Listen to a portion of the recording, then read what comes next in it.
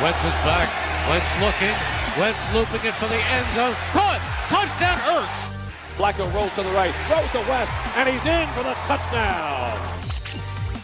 Interesting matchup here. You got an NFC team taking on an AFC team. Eagles, Ravens, and Carson Wentz as a quarterback, who I thought played pretty well last week, Buck. Yep. Did not get the win, but did improve.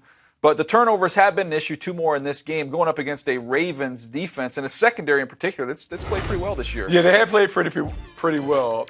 Monday night notwithstanding, Tom Brady kind of took them to task. But when you look at this offense, it certainly comes down to the Eagles' offense versus the Ravens' pass defense, and how can Carson Wentz really attack them? Yeah, I think, look, they're gonna be lopsided. They have been just about all year in terms of throwing versus running. But I would hopefully in this game, if you're an Eagles fan, you can take a couple deep shots early in the game, which will then set up all your underneath stuff that you want to do with Carson Wentz. He's comfortable. Let him take a deep shot, try and expand that defense, scare Eric Weddle out of there, and then just beat him up underneath. Yeah, you have to scare Eric Weddle out there, but I also believe you got to set some traps for Eric Weddle maybe to eat the cheese and take a shot over the top.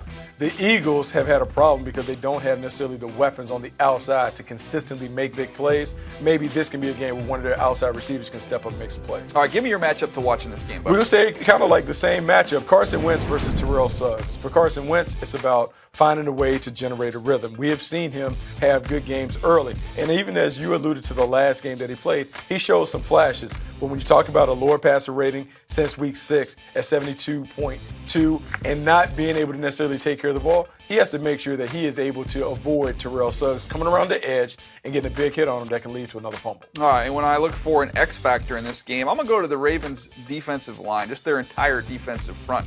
I think it's very underrated. Timmy Jernigan does a nice job inside. You cannot run the football against this team. Before contact, Bucky, only 1.8 yards. That's third in the NFL. So they're getting to you before you get going.